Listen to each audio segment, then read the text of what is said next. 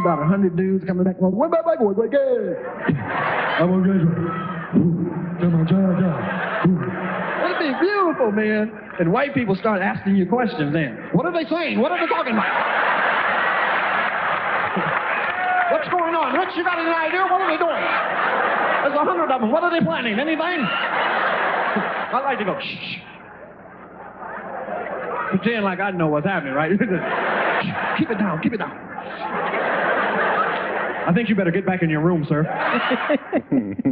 Richard Pryor talking about his last trip to Africa in one of 5 new movies we'll review this week on At the Movies. And across the aisle from me is Gene Siskel, film critic of the Chicago Tribune. And across the aisle from me, Roger Ebert, film critic of the Chicago Sun-Times. Now, in addition to the Richard Pryor film, we'll also be reviewing Testament, about a California family trying to survive a nuclear holocaust, The Dead Zone, a psychic thriller starring Christopher Walken, also The Osterman Weekend, a spy thriller directed by Sam Peckinpah. But first, Roger begins with Deal of the Century. Deal of the Century is a comedy about the arms race and about the fly-by-night salesmen who sell new and used weapons to anybody who has enough cash. And the movie stars Chevy Chase as a guy who's trying to make a living. He'll go anywhere. He'll deal with anybody as long as it means unloading a few more white rifles or a truckload of grenades. In this scene, Chevy has an argument with his partner, played by Gregory Hines. They're disagreeing over Hines' plans to blow up an air show. Ray! Ray! Ray!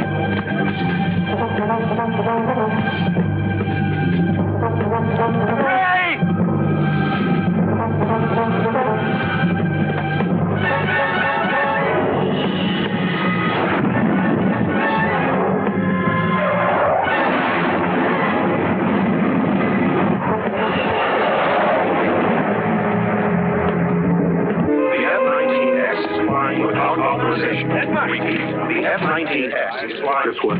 Your friend says he's going to blow up the arms show. What? He wants to talk to you. Is that you, Ray? Hey! Is that you, Ed? So is this for real? You going to blow up the arms show or what? That's right, Ed. Anything I can do to change your mind? I have no choice. Ray, we're letting $1 million slide here. I mean, you can't find that kind of money in the streets, you know what I'm saying? Hey, listen, Ed, no matter what happens, I love you, man. There's other people in the trailer here, Ray. I love them, too. I'll tell them. In addition to the action sequences, the movie is also a satire attacking a large missile manufacturing company and the way they advertise their products. Here's a sample commercial. I know I could always be good. Peacemaker, the world's most advanced pilotless aircraft.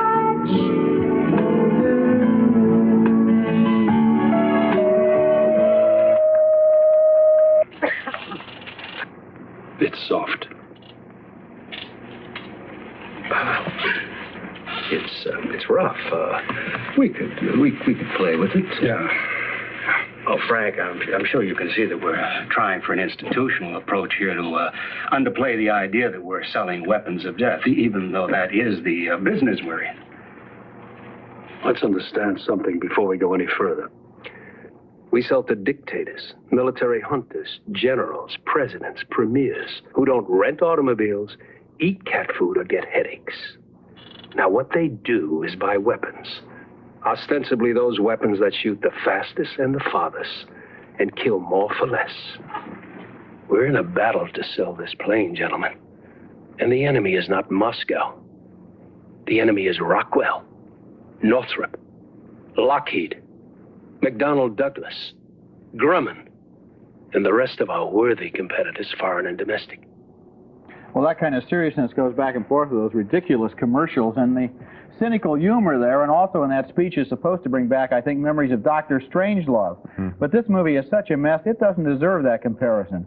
Even in a comedy, I think you got to have a plot that makes sense and characters who have just a little bit of consistency. Deal of the Century is such a complete hodgepodge of styles and stories, such a confusing mixture of strange deals and strange motivations that I finally gave up trying to make any sense out of it at all. The movie was directed by William Friedkin, who's made a lot of good movies like The French Connection and The Exorcist, but he missed the boat this time. Yes, I think he did. I think this is a case, just what you were referring to, of where you try to do two things, make a serious statement and be funny at the same time, and you wind up doing neither.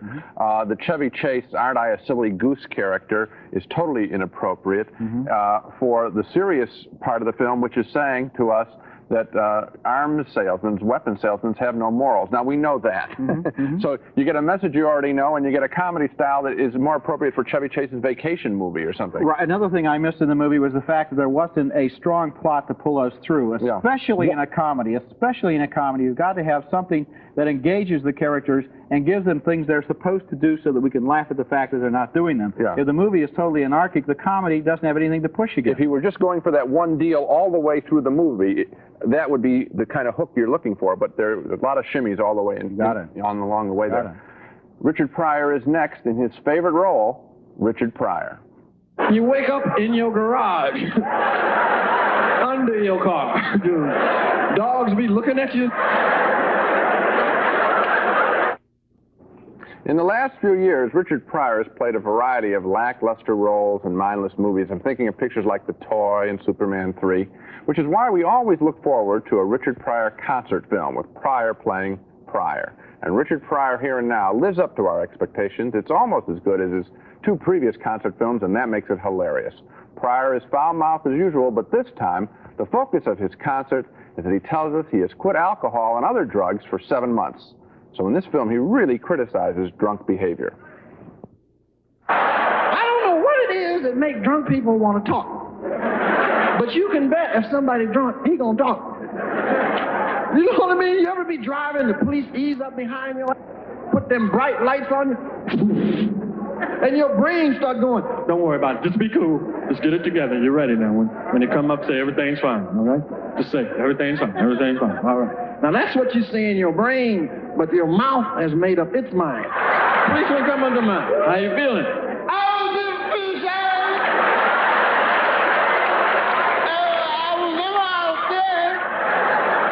Man, I used to get drunk and try to talk, but you can't never understand a drunk, and he'll explain anything to you. Please come up. What happened here? Hey! I know I was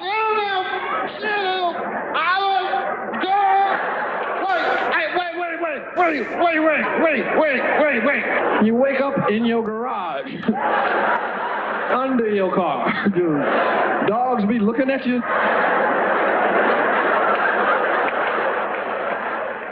This film was taped in August at 3 sold-out concerts in New Orleans. The crowd obviously loves them, and I found myself laughing out loud a lot in this picture, and twice uncontrollably. That doesn't happen very often when we go to the movies. Let's face it, Richard Pryor is at his best playing Richard Pryor. This is a wildly funny movie. Not only is it funny, but it shows a lot of growth on Richard Pryor's part. If you go back to his first two movies, especially the second one, which was made after his accident while he was still trying to get it back together, there's a lot of nervousness in that second concert movie, a lot of defensiveness, and a lot of stuff going on. In this film, the man is at ease. He is absolutely the master of his instrument, and it's a joy to watch him work. He reminds me of people like Will Rogers, Lenny Bruce, Mort Sahl, Woody Allen, more than comedians. He's becoming a social commentator. Well, what he does that I think is so neat is he animates everything that he feels in the world is against him. Now, that ranges from social commentary, let's say white people or the white establishment, to his own body. He talks about every part of his body attacking him, his dog attacking him, the wind in Chicago, he turns into a person that attacks him and waits till he gets out in the middle of the street, then blows on him. I mean, that is an original. You know, remember Woody Allen with all the gadgets that hated him, and he could. This is what Richard Pryor does. All the elements in the world, more than gadgets. But you know, but not paranoid. He does it with love. I mean, he does it in such a way that we can identify. He includes us as part of his humanity. But he's a real artistic comedian. We like this movie. We do like it. Our next movie is named Testament, and I think this is also one of the best movies of the year. It tells the story of an ordinary suburban family, mom, dad, 3 kids, piano lessons, the whole routine, and then what happens to this family after a nuclear war breaks out, after the bomb falls. Their little town doesn't get a direct hit, but radiation poisoning is killing people day by day. And Jane Alexander stars as the mother of the family. This is her finest movie performance. I think it deserves an Academy Award nomination. Here she is after the bomb falls in a heartbreaking talk with her daughter, who wants to know what making love would be like. When you love someone, you want to be as close to them as you can get. You make love, and you feel almost like the same body. Like it was intended.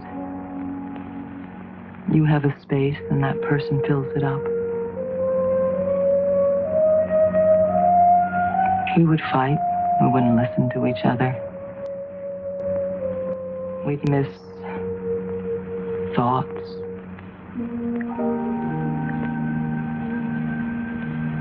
We'd miss goodbyes. But sometimes, most times, there was this feeling, and I couldn't wait for him to be here with me.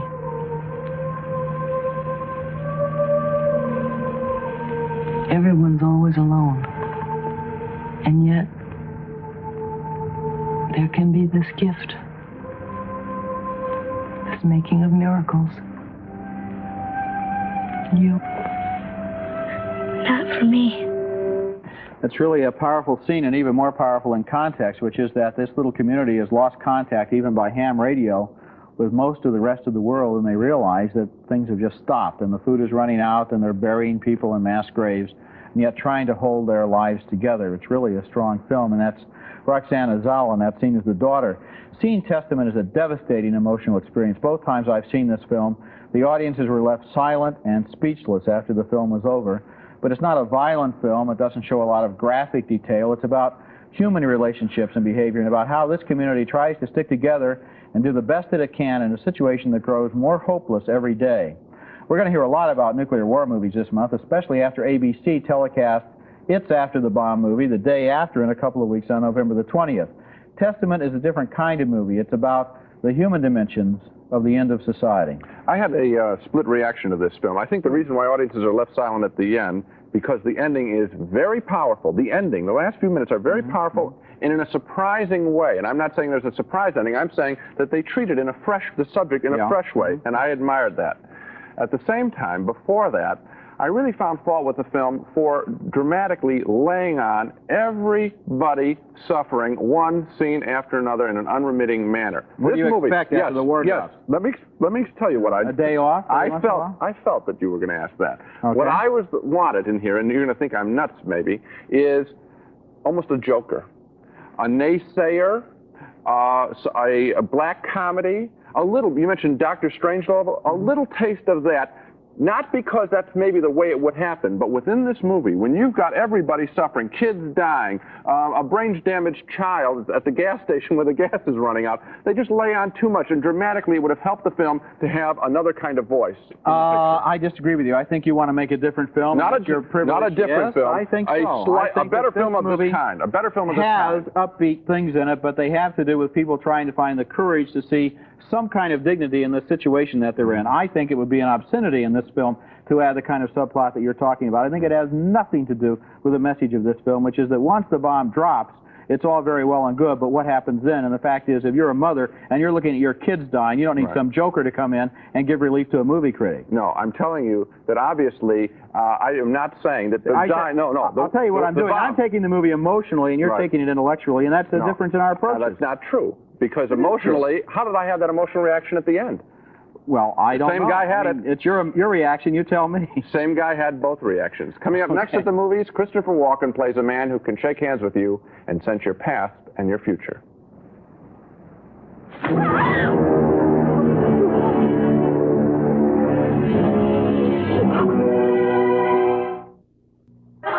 Caffeine-free Coke says taste them all. If you want the best taste in a caffeine-free cola, taste all the caffeine-free. Judge them all against caffeine-free Coca-Cola. But don't stop there. Judge caffeine-free Coke against the tastes you know. Regular colas with caffeine. Taste them all. For true, refreshing, big cola taste. We'll bet you'll take home the taste that's next to Coke itself. Caffeine-free Coke is it. How do you recognize an Almay face? Is it the dramatic eyes, the healthy blush, the sexy lips? Of course. But Almay's more than beautiful. It's gentle and Almay pure. Because there are times when every woman can have sensitive skin. That's why Almay is hypoallergenic, 100% fragrance-free. You know, I think Almay loves my face. Almay Hypoallergenic, because every woman can have sensitive skin. The Dead Zone is another psychic thriller about a person with second sight, the ability to sense the past or the future. Ho-hum, right? Well, wrong. The Dead Zone is something special because it contains a superb performance by Christopher Walken, one of our finest young actors, in the role of Johnny Smith, a high school teacher who has had a bad accident, falls into a coma for 5 years, and comes out of it with the ability to just touch someone's hand and sense their past, their future, and even what's going on in the present that they don't know about. Here he is in the hospital, having just come out of his coma. He doesn't yet know his special power.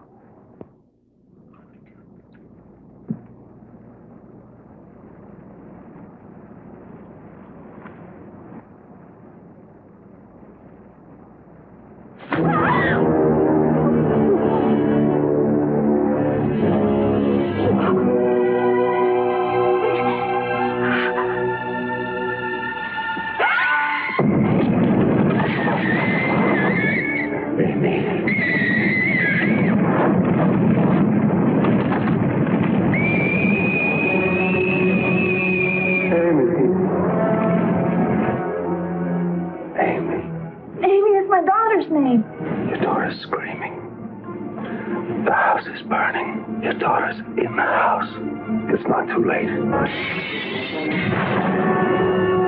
daughter's screaming.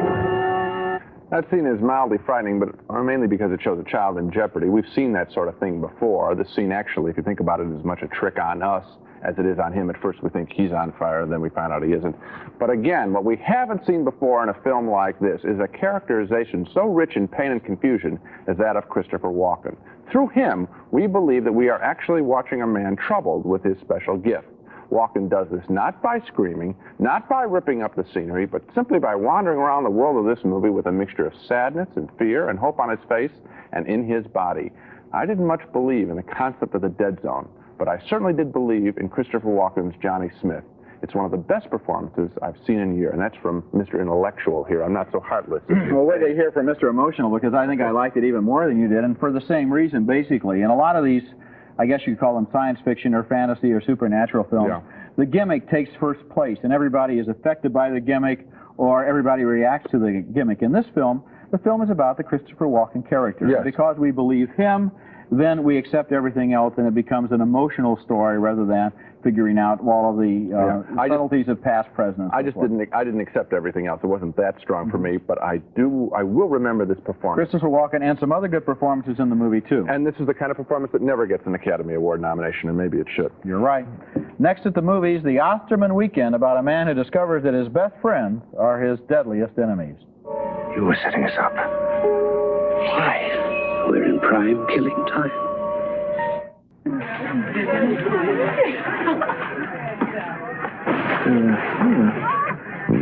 Everybody's got to diet right. It doesn't matter who you are. It's gonna be a tough fight. So give yourself the greatest taste. So give yourself the greatest taste. Diet Right. It's the one that's salt-free. Everybody's got to diet right. Everybody's got to diet right. Yeah. Our next movie is named The Osterman Weekend, and it's one of the most insultingly senseless movies I've seen in a long time. This one makes Deal of the Century look logical. The movie stars Rutger Hauer as a TV talk show host whose friends gather at his farmhouse once a year for a weekend. But then Hauer is contacted by John Hurt, as a CIA guy with a British accent, who says all the friends are agents for the other side, for the KGB. Well, that sets off a paranoid cat-and-mouse game during the weekend as friends go after friends, and Hurt watches everything on a TV monitor.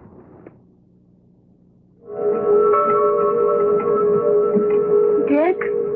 Things could be worse, right? Right. I see you want to send him a message. Let's wait. Better get out. Dick? This is our deal, Petrov. Nothing happens to Tanner. They've already been consulted. Just remember, we're calling the shots. What the hell is he trying to pull? I don't know. We better get out of here. Jesus loves me. This I know. For the Bible. We're all gonna die. tells me Get out! so. Come on. Little ones too. Betty, get out! Come on! Move now! Come on! Come on! Betty, come on! Betty, come on, Dad! I actually found myself getting angry during this movie. Not angry at the characters or even at the story. They're just raw materials borrowed from a bestseller by Robert Ludlum. But angry at the director, Sam Peckinpah, and also at the studio, which edited the film for him after he had put in his final cut. Peckinpah has made a lot of good movies, including The Wild Bunch, but he seems to have directed this movie almost indifferently. Nothing makes any sense. The plot's an impenetrable maze of little bits and pieces that never fit together. Part of it's satire, part of it's just raw violence, part of it's political, part of it's who knows what it is. The movie's almost arrogant in the way it refuses to communicate. What a mess, and what a disappointment. And Peckinpah says, well, it was edited after I gave it to the studio. They made some changes in it, but even so, I can't imagine that it began as anything either, because I sat there, I was totally baffled. I was thinking, you know, did I miss the key? No, me too. There's something, you have this weekend, and then you have this character, this TV political talk show host, who's also trying to get Burt Lancaster, the head of the CIA. So you've got a double level here that is not made clear. It's just not made clear, and it is a very frustrating film. It is also sort of a mean-spirited film in the sense that the three guys getting together for the weekend are really all contemptible people in their professions, a doctor, a financier.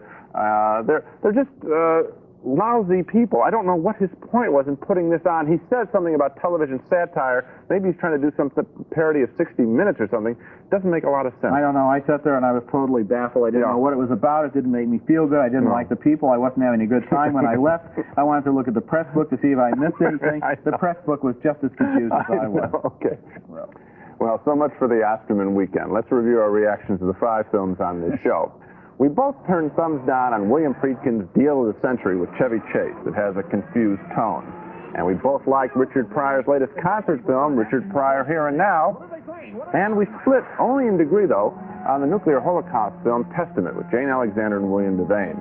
Roger went wild for it, thinks it's one of the best films of the year.